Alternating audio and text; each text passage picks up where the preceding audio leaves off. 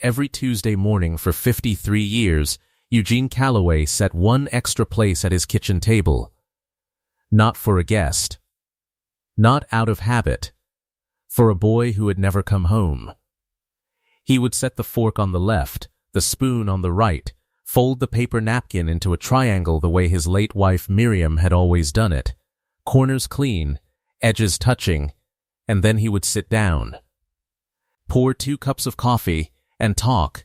Tell the empty chair about the weather, about whether the Cardinals had won the night before, about whether the tomatoes in the garden were coming in or whether this was going to be another season that promised more than it delivered, about the neighbor's dog that had been digging under the south fence for the better part of 8 years and showed no signs of reconsidering.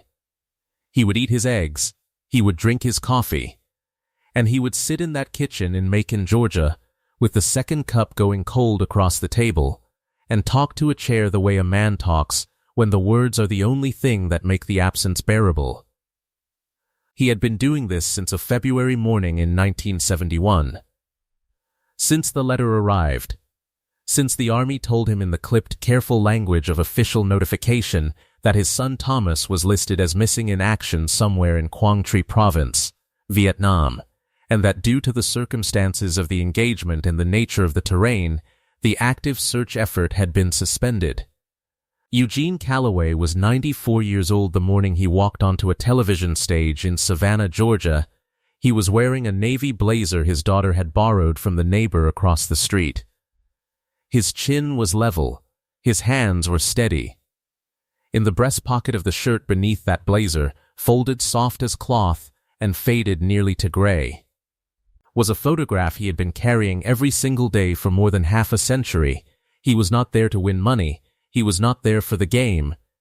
He was there because 3 weeks earlier, a man in Phoenix, Arizona, a man who did not know his own last name, who had spent decades navigating the world with fragments where a full life should have been, had opened a government envelope and read 4 words that rearranged everything he thought he understood about himself. And what happened when those 2 men finally stood in the same room is the kind of thing you do not forget. The kind of thing that reminds you, when you need reminding, that love does not measure time the way the rest of us do. It keeps going. It was a Wednesday in late September, the kind of Savannah afternoon that smells like river water and old wood, and something sweet you cannot quite name. The heat was still there, but not insisting. The trees along the street outside the studio had started making the slow decision about color. Inside, the studio was doing what studios do before a taping, warming the audience, checking the lighting rigs, running microphone checks. The crowd filed in through the east doors in the casual, good-natured shuffle of people who have been standing in line and are relieved to finally be sitting. This was the second taping of the afternoon. There was a pleasant, post-lunch energy to the room, slightly sleepy, ready to be entertained, open to being surprised. In the front row, a grandmother had dressed herself and her granddaughter in matching purple cardigans. The granddaughter, who was about 7, was keeping very close track of whether her grandmother was wearing the same outfit. A man in the third row had a foam finger he was not sure what to do with now that he was sitting down. An older couple in the back was sharing a program, each reading it at a slightly different speed, which was creating minor friction. The Calloway family had been backstage for 46 minutes.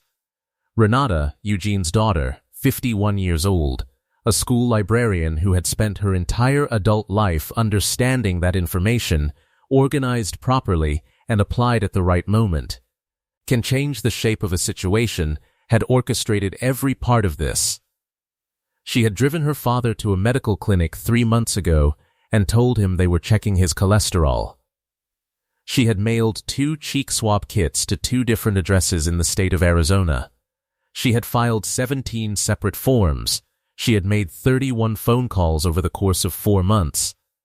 Many of them to numbers that didn't answer, and some of them to people who spoke to her for 30 seconds and then put her on hold for periods that suggested they had forgotten she existed. She had not told her father any of it. Because the thing about hope, when it has been carried a long time, is that you protect it by not speaking it aloud until you are certain. You keep it inside where it cannot be disappointed. You let it live in the space between what you know and what you are willing to believe, and you feed it quietly, and you do not ask it to be anything more than what it is until the day it becomes something more. That day was today. Beside Renata stood Darnell, her husband, a logistics manager who handled uncertainty by going very quiet and finding something useful to do with his hands. He had driven the van, he had carried the bags. He was now standing against the wall with his arms crossed, watching the door, ready to do whatever was needed and not needing to talk about it. Her son Marcus, 16, was next to him in new sneakers he kept examining. And then Bernadette, Renata's cousin from Knoxville, who had driven 11 hours the day before because she had been at every meaningful moment in Renata's life since 1987 and had no plans to change that now. Eugene believed he was there because Bernadette had entered the family in a sweepstakes. He had been told there was a contest. He had accepted this and moved forward. He was a practical man. He had even practiced some answers the night before. Name something you'd find in a barn. Name a reason you'd cancel a trip, because he did not want to cost his family anything. He had gone to bed at 9:15, as he always did, with the next morning's shirt already laid out over the chair back in his room, breast pocket uppermost. The photograph was in the pocket. It was always in the pocket. Steve Harvey was at the production podium reviewing his notes when the segment producer, a young woman named Ashley who had learned to keep her face very neutral in her 3 years on the show, came over and handed him an index card. Not a cue card, an ordinary index card with handwriting on it. Steve read it once. Then again, he placed it face down on the podium. He had been doing this long enough to know the difference between a moment that makes good television and a moment that has nothing to do with television. The difference between a surprise the show arranged and a truth the show was only the occasion for. He straightened his jacket and turned to face the curtain. Whatever was about to happen, he knew, was going to take exactly as long as it needed to. Eugene Harold Calloway was born in Macon, Georgia, in the summer of 1930, the fourth of 7 children. His father drove a delivery truck for a hardware company. His mother kept a garden along the full south side of the house, tomatoes, okra, collard greens, a bed of marigolds she maintained with the seriousness of a person responsible for something living. He had learned early how to be useful before he knew how to want things for himself. This was not a lesson anyone taught him directly. It was absorbed, the way the deepest lessons are absorbed, through proximity and repetition and watching. He enlisted in the army at 19. Korea, 1950. He came back 2 years later in one piece, which he considered a matter of luck and did not discuss. He met Miriam Louise Tate at a church social in the fall of 1952. She was wearing a dress with green buttons and she was arguing with a man about something with the comfortable authority of someone who is often right and knows it. He introduced himself, and she turned that same comfortable authority on him, and they disagreed about the correct way to make coffee, and he was wrong and she was right. And he married her 7 months later in the same church where they had argued about coffee because she had made him understand that wrong in the right company is not so bad a thing. Thomas arrived in October of 1952. Renata in May of 1954. Then a third child, born early and 2 still and unnamed, for whom Miriam set a candle on the windowsill every year on the anniversary, until the day she stopped being able to set candles. Thomas was everything Eugene was and also its opposite. He was loud where Eugene was quiet. He was in motion when Eugene was still. He found the comedy in things that were not supposed to have any and laughed at it with his whole chest. He taught himself guitar at 12 from a library book and an instruction record that skipped on the 4th track, and he did this with total commitment and no natural talent, and after 2 years he was mediocre at it and completely at peace with this. He could finish a whole watermelon in the time it took Eugene to get through one slice. He ate everything quickly, walked everywhere quickly, talked quickly, and yet somehow never seemed rushed, just alive in a larger proportion than most people managed. His laugh was the specific sound Eugene could call up on demand 50 years later in a kitchen in Macon at 7 in the morning. It started wrong, a catch, a stutter, like a door sticking, and then it went, wide and loud. Surprising every time, even if you were listening for it. The kind of laugh that made other people laugh without knowing why. He was drafted in March of 1970. He was 18 years old and 4 months. Eugene drove him to the bus station in Macon on an April Monday. The sun had not cleared the tree line. The air was cold enough to see your breath. There were 7 other young men at the station that morning, all of them performing the careful business of not making eye contact with each other, which is something men do when they are all feeling the same thing and have decided not to say so. At the door of the bus, Eugene reached into his jacket pocket and took out the photograph. A 4x6 print from Christmas of 1969, the full family in front of the tree in the living room on Hazel Street, Eugene in his good blue shirt. Miriam in the dress with the green buttons, Thomas with his arm around Renata's shoulder, both of them mid-laugh at something happening just outside the frame. A cat, someone's bad joke, a disaster with the eggnog, no one remembered exactly. The angel at the top of the tree was tilted slightly to the left. It had been tilted since 1964, and every Christmas someone would mention it and everyone would look at it and agree it needed fixing, and nobody would fix it. And this had become its own tradition. Thomas took the photograph and tucked it into his breast pocket without looking at it. He had seen it. He knew what it was. "So you remember what you're coming back to," Eugene said. Thomas looked at him. He had Miriam's eyes, dark and watchful, the kind that see more than they acknowledge at the time. He put one hand on his father's arm for a moment. Not a hug. Eugene was not a man who hugged. It was a touch. The kind that means, "I know." The kind that means, "I see you." "Dad," Thomas said, "I will always come back." The bus left at 6:58. Eugene stood on the sidewalk until it rounded the corner. Then he stood there a little longer, because there was no particular reason to stop standing there. 14 months and 11 days later, the letter arrived. He read it 3 times at the kitchen table before the language finished landing. He sat with it for 4 hours, and Miriam sat across from him without speaking, because she had understood it on the first reading, and she understood also that what Eugene needed right now was not words. He put the letter in a frame. Then he took it down and put it in a drawer. Then he took it out of the drawer and drove to the lot behind the filling station and burned it in a metal trash can and watched it go until there was nothing left but gray curl and the smell of paper. What he kept was the duplicate photograph, the extra print he had held onto when he gave Thomas the original. That evening, he slid it into his shirt pocket. He did not take it out again. 53 years. The paper had gone soft as worn cloth. The colors had faded until Miriam's green buttons were nearly gray and the gold of the Christmas tree was almost white. But in the right light, and Eugene looked at it in the right light every single morning, just for a moment, before he set the table, you could still make out the crooked angel. Still leaning. Still not fixed. He patted his shirt pocket before he walked through the curtain and out onto the stage. Still there. He did not know that in less than an hour he was going to give it away. The taping began the way tapings begin. The music came up. The lights brightened. Steve came out, and the audience gave him exactly what audiences give Steve Harvey. Warmth, laughter.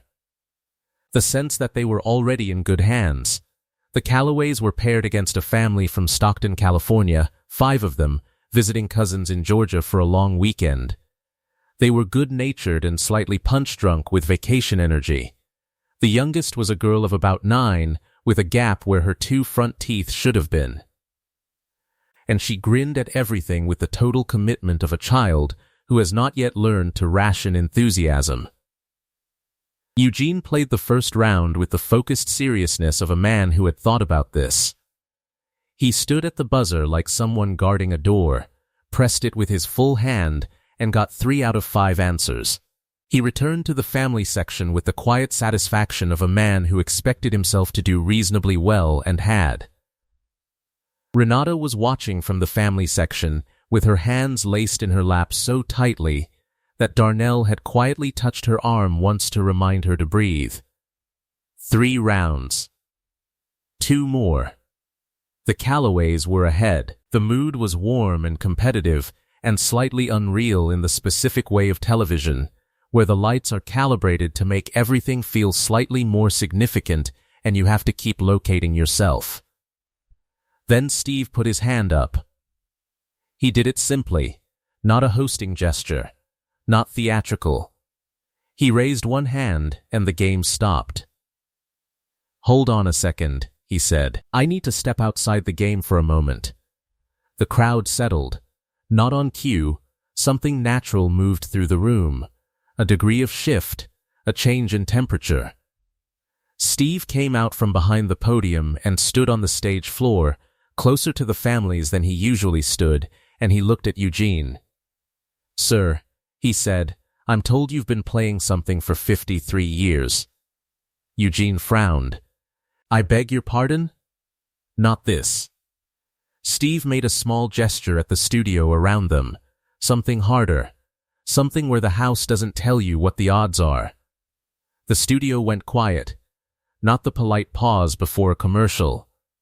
Not the silence of waiting. The silence of people who feel, without being told why, that something real is about to be said out loud. Eugene's right hand moved to his shirt pocket. He did not appear to notice he had done it. "I'm not sure I follow," he said carefully. "Your daughter tells me," Steve said, "that every Tuesday morning you set an extra place at your kitchen table. For your son Thomas. What happened next in that room was almost nothing, and it was everything." No one spoke. No one moved. The cameras kept rolling because they were supposed to, but nobody was thinking about the cameras. The room was doing something rooms rarely do, which is witnessing. Eugene looked across the stage at Renata. Renata was looking back at him. She had been holding herself together for 4 months. Every form, every phone call, every moment of not being sure. Every night of lying awake doing the math on hope. She had run out of holding. The tears were simply there now, steady and without drama, the way tears come when you stop fighting them. "She told you about that," Eugene said. Not a question. A man confirming his location. "She did," Steve said. "She also told me a few other things." Eugene's voice stayed level. Even, the voice of a man who has spent decades becoming very still when something large is moving toward him. "What other things?" he said. "That's what I need to tell you," Steve said. "But I need you sitting down before I do." A stagehand brought a chair from the wings. Eugene looked at it for a moment, the look of a man considering whether he needs to sit down or whether sitting down will make whatever is coming worse. He sat. What happened next was not the part that stopped the room. Steve Harvey waited for the chair to stop moving. He waited for Eugene to be still. Then he walked around to stand beside the chair, not in front of it, not performing across from it. Beside it. Close, like a man who understands that some things need to be said at close range. "I'm going to tell you a story," Steve said. "Some of it is going to be difficult to hear. But I need you to hear all of it before I get to the last part, because the last part is the only part that matters, and it won't mean what it needs to mean without everything before it." Eugene placed his hands flat on his knees. "Go ahead." 17 months ago, Steve said, a man walked into a Veterans Affairs office in Phoenix, Arizona. His name, according to his records, was Daniel Merritt. He was 69 years old. He had been living in the Southwest for most of his adult life, working in landscaping and property maintenance, renting a small house on the east side of Phoenix. Keeping to himself the way people keep to themselves, when they do not have a lot of shared history to offer and are not sure what they would offer if they did. The studio was completely still. Daniel had what his doctors described as a fragmented identity, significant gaps in his memory going back to his early 20s. He had a name that had come from paperwork he couldn't fully account for. He had a social security number that, when someone looked closely enough for the first time in decades, traced to a military file that had been flagged for administrative review in 1972, and then sat untouched in a backlog until the VA digitization program finally got to it. A woman in the fourth row had both hands over her mouth.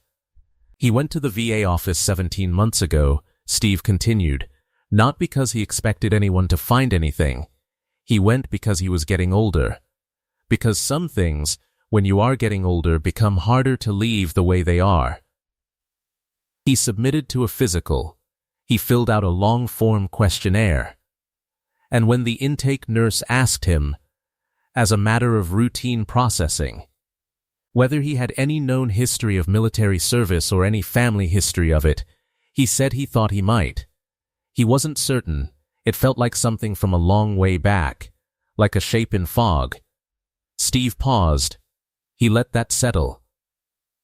The VA ran his DINA against a national registry of MIA family profiles. The program is relatively new. It has been making matches, some of them decades in the making, for families who submitted profiles and then went on waiting. Eugene's hands tightened slightly on his knees. Your daughter Renata, Steve said, looking at him steadily, submitted your DINA to that registry 4 months ago. She told you she was taking you to get your cholesterol checked. From the family section, Renata's voice, barely audible, I'm sorry, Daddy. Eugene did not look at her. He was looking at Steve. His voice stayed even, controlled, but it had a thinness to it now, the thinness of something being held against pressure. She submitted it, Steve said, because she believed, even after 53 years, that her brother was still in the world somewhere. She believed it because of what you taught her, that when someone you love has not come home, the correct response is not to stop setting the table. A single sound from somewhere in the audience. One person. Then the room was quiet again. And the match came back, Steve said. Eugene closed his eyes. At 99.97% probability. The old man's chin dropped toward his chest, his hands pressed flat against his knees. Mr. Calloway, Steve's voice had gone quiet. Not hushed, not staged, genuinely quiet. The way a voice goes when it is doing something it understands is serious. The man who spent 50 years in Phoenix as Daniel Merritt. The man who went to the VA office 17 months ago not knowing why some things never settled in him the way they should, is standing backstage right now. He is approximately 40 feet behind that curtain. Eugene's hand came up to cover his mouth. He drove from Phoenix, Steve said. 14 hours. He would not fly. He said he wanted the driving time to think about what he was going to say. The audience exhaled.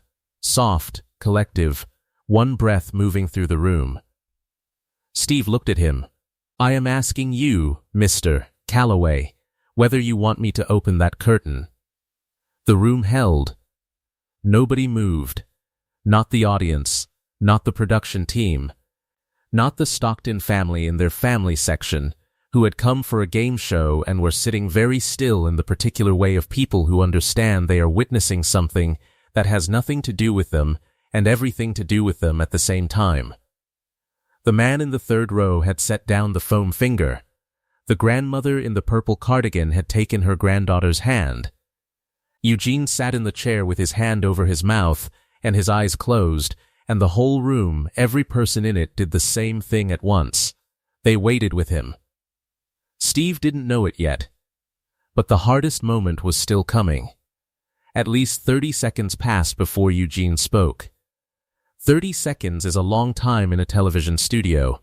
It is longer than most people are comfortable with. The impulse in any professional production environment is to fill silence, with music, with a transition, with the host saying something to bridge it. But nobody did any of that. Not because they forgot. Because they understood, without discussing it, that this particular silence was not empty. It was full. Finally, Eugene lowered his hand. "I need to know something first," he said. "Go ahead," Steve said. "Does he know who I am?" "He does now. They told him 3 weeks ago." Eugene absorbed this. His eyes were open now. 3 weeks, yes sir. And he came here. He drove here, Steve said. 14 hours, left the day before yesterday. He came. Eugene said it again, quieter. The way you say something when you are listening to how it sounds so you can decide whether you believe it. "He came," Steve confirmed. "Does he?" Eugene stopped. He pressed his lips together, the jaw tightened. He found the words and started again. "Does he want to be here?" "I'm not asking whether he's here. I'm asking whether he wants to be." This question went through the room the way certain questions do, not dramatically, not with any obvious signal, but you could feel it. A shift. A recalibration. Because the question was not what people expected. It was not, "Will he recognize me?" It was not, "Will he accept me?" It was not, "What if he has changed?" It was not the question of a man looking for reassurance. It was the question of a father who had waited 53 years and, now that the moment was 40 feet behind a curtain, was more concerned about his son's experience of this than his own. An older woman in the second row was crying without covering her face. She did not appear to know she was doing it. "He drove from Phoenix," Steve said. "He chose to drive rather than fly. He said he wanted the hours in the car to think about what he was going to say when he saw you." "Thomas was afraid of flying," Eugene said. "Even when he was young, even before he ever got on a plane, he didn't like the idea of it." A pause. "I used to tease him about it." He almost smiled. The smile started and then something pulled it inward. "I need you to do something for me," Eugene said, "before you open that curtain." "Whatever you need," Steve said. "I need you to tell him." He stopped. He was 94 years old and he had held himself together for 53 Tuesday mornings, and he would hold himself together for 2 more minutes. "I need him to know that I never blamed him, not once, not for a single day. Whatever happened over there, whatever happened after that, that boy did not choose to disappear. I know that. I have known that since February of 1971, and nothing that came after changed it. And I need him to hear that from me before he walks through that curtain. Because I don't know what he has been carrying." His voice held. "I don't know what he thinks I think of him. And I will not, have the first thing he feels when he sees my face be guilt. Do you understand me? After 53 years, I will not have that." He looked at Steve. Directly, clear Steve Harvey stood with that for a moment. He had hosted this show for a long time. He had been in front of a great many human moments.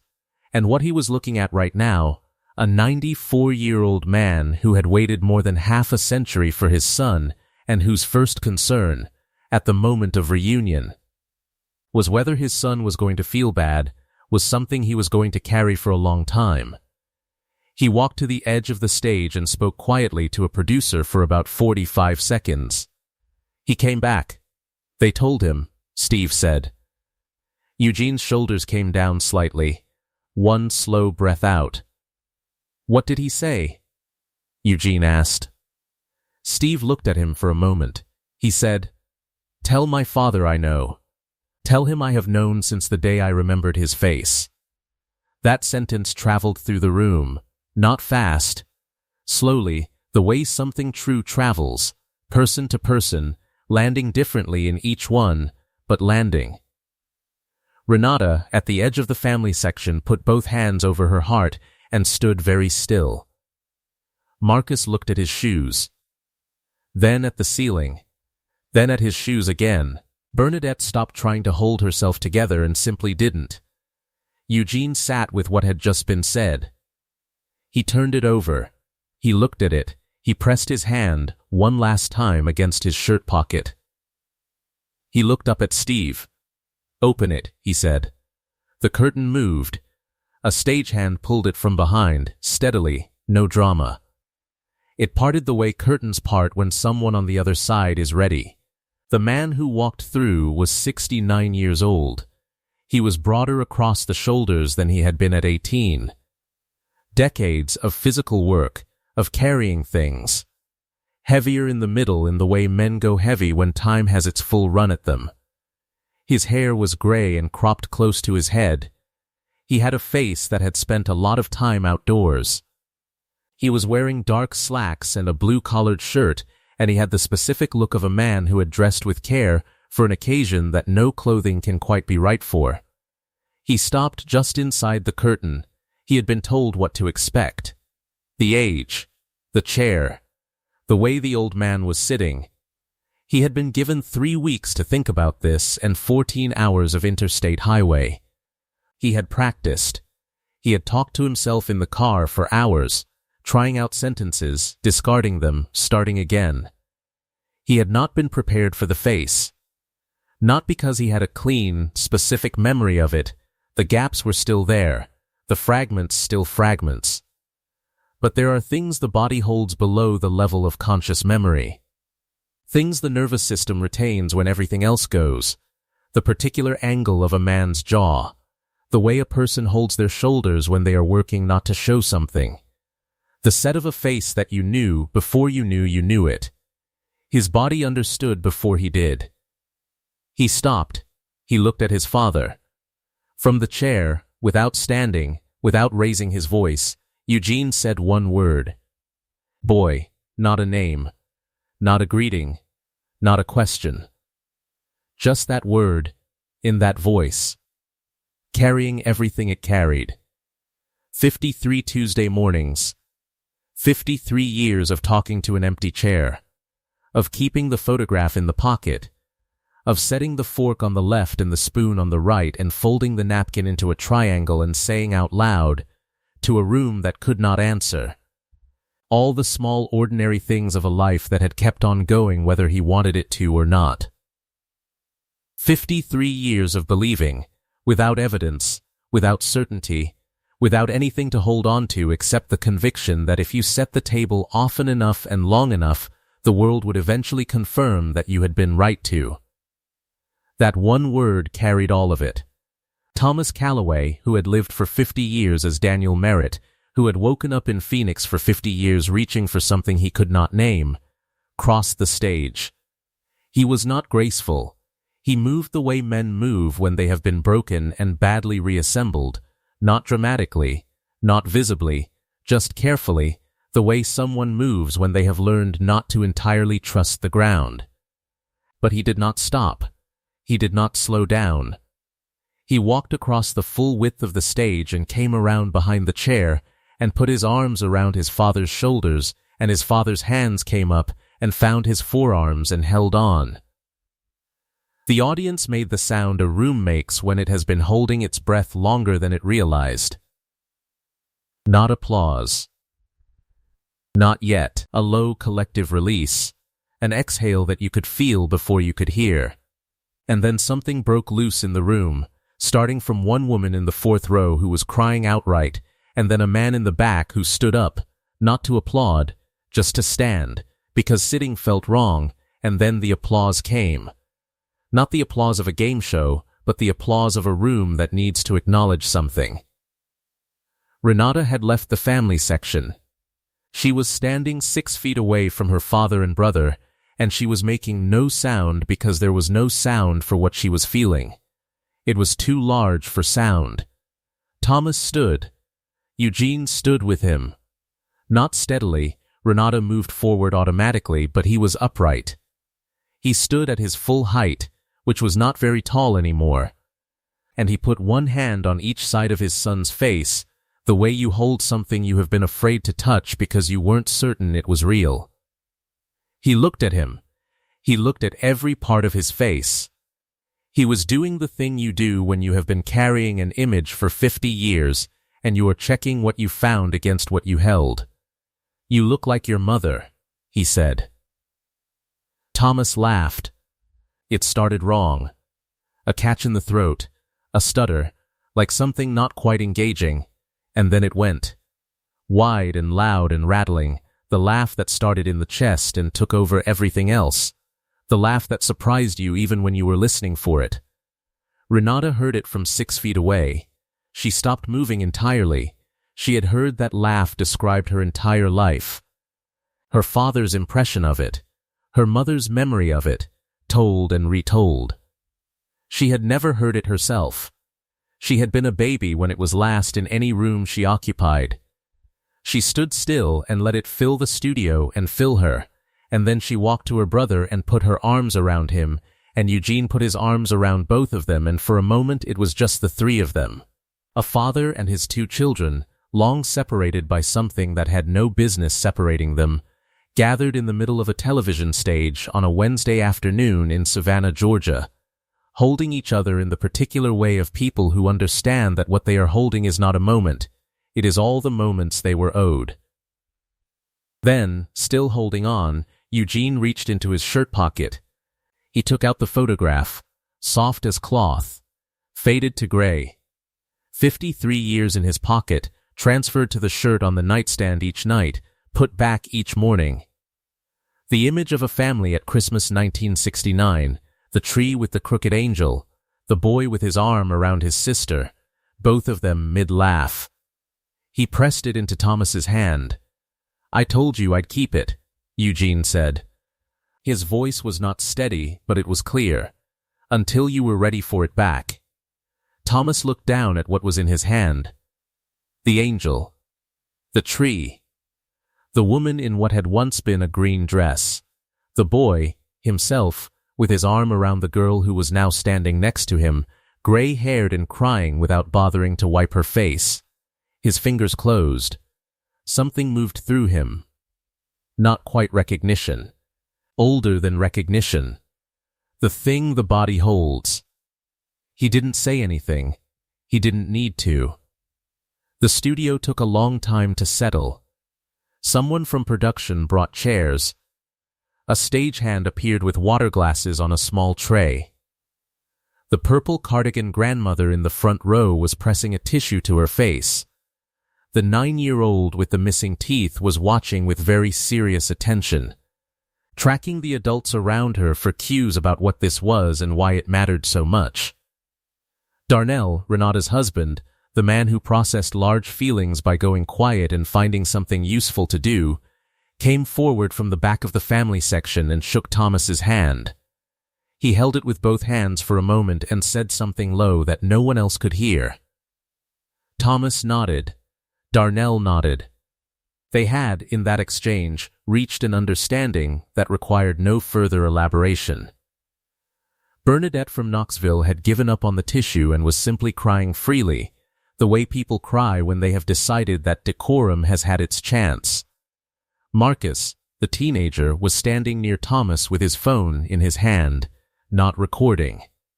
Just holding it the way teenagers hold phones when they don't know what else to do with their hands. Thomas had looked at the phone case, which was a cracked rubber case shaped like a basketball, and commented on it, and Marcus had explained where he got it, and Thomas had said he liked it, and then they had both looked slightly away from each other and then back.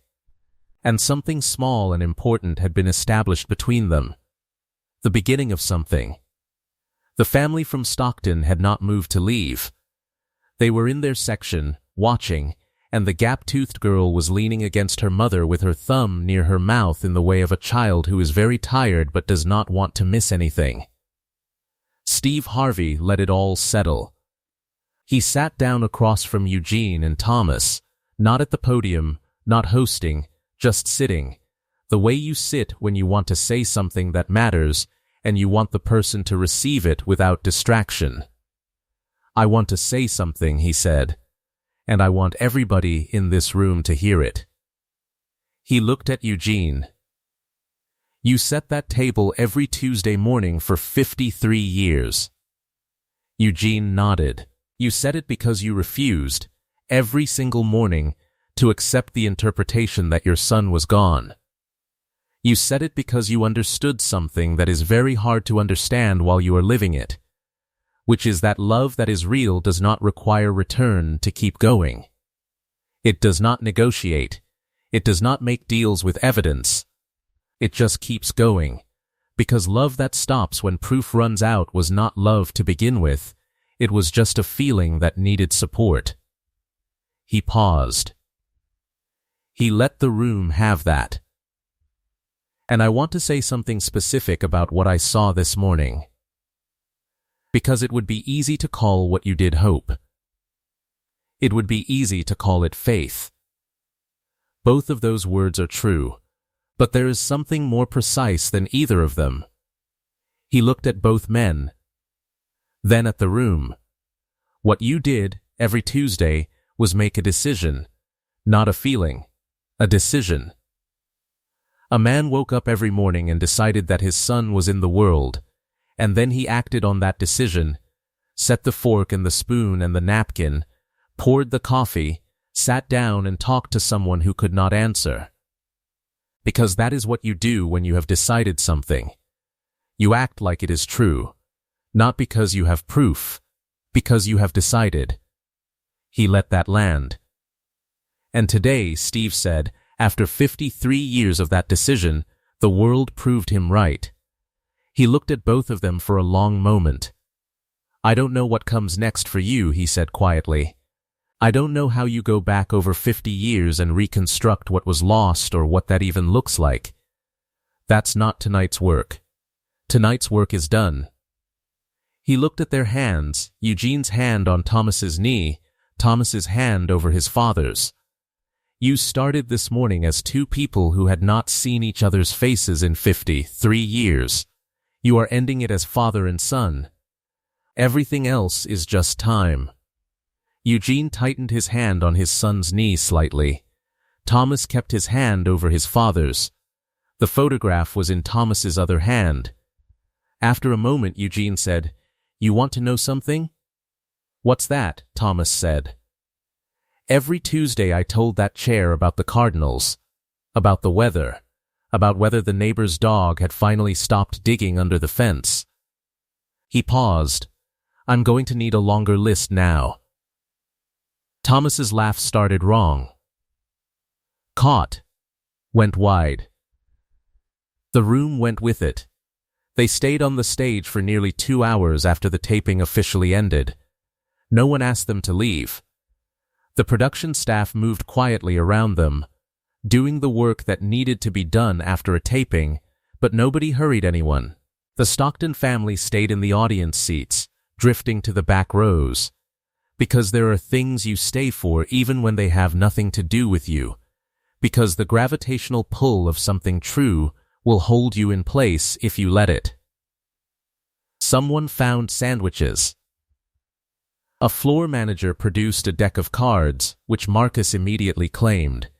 He sat next to Thomas and taught him a card game on the spot, explaining the rules with the specific impatience of teenagers with new technology, and Thomas listened with the focused attention of a man who has learned that paying close attention to small things is how you fill in large gaps. At some point Thomas laughed at a bad move Marcus made. The catch. The stutter. The roar. Renata, who was across the room talking quietly with Bernadette, stopped mid-sentence. She turned. The laugh filled the studio the way it had filled the kitchen on Hazel Street in Macon when she was a baby and Thomas was learning guitar. She had never heard it.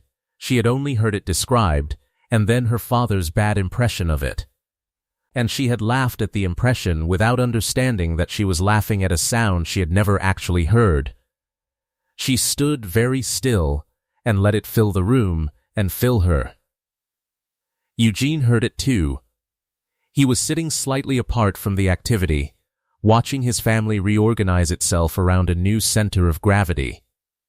He was watching Renata hear the laugh for the first time, and he was watching Marcus receive a new uncle in real time, and he was watching his son's hands deal cards with a confidence they had found in the space of 10 minutes. He smiled, slowly, the way something comes apart that has been held together too long. The way a fist opens when it finally can. "There he is," he said. The full story came together in the weeks that followed, in pieces, the way stories come together when they have been scattered for decades and must be reassembled from fragments. Thomas had been wounded in the spring of 1971 during an engagement near Quang Tri.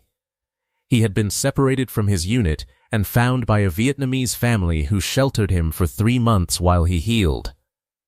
By the time he reached a U.S. processing point, he was alive but profoundly disoriented, not from the physical wound alone, but from what would later be understood as a severe dissociative episode triggered by the violence he had been inside of. A mind doing what minds do when what they are asked to process is too large. He had been processed under a clerical error that no one caught for long enough that it became the identity he lived inside. He settled in Phoenix. He worked in landscaping. He kept a clean house and reliable hours and gave his neighbors the impression of a man who was at peace. He had not been entirely at peace. He had felt, for years, that he was looking for something he could not name. Not a place, not a person, but a shape, a sound. Something he would know when he encountered it that would confirm something he did not know how to ask. He had spent a long time thinking it might be the desert. He had lived in the desert a long time. It was not the desert. The Tuesday after they drove back to Macon together, Eugene rose at 6:15 as always. He set the table the way he had set it for 53 years. Fork on the left. Spoon on the right. Napkin folded into a triangle, corners clean. He poured 2 cups of coffee. He sat down. Thomas came in from the back bedroom at 7:12 in an old sweatshirt borrowed from Marcus, his hair not yet combed, moving with the careful morning ease of a man newly at home in a place he is still learning. He sat in the chair. He picked up the cup. Neither of them said anything for a while. The morning did what mornings do. The photograph, crooked angel, green dress gone gray, the boy with his arm around his sister, was propped against the sugar bowl, right where the napkin had always been folded, right where it had always belonged. If this story stayed with you, share it with someone who needs to hear it today. Leave Tuesday in the comments if you believe that some love is patient enough to outlast 53 years of silence. Stories like this one are the reason this channel exists.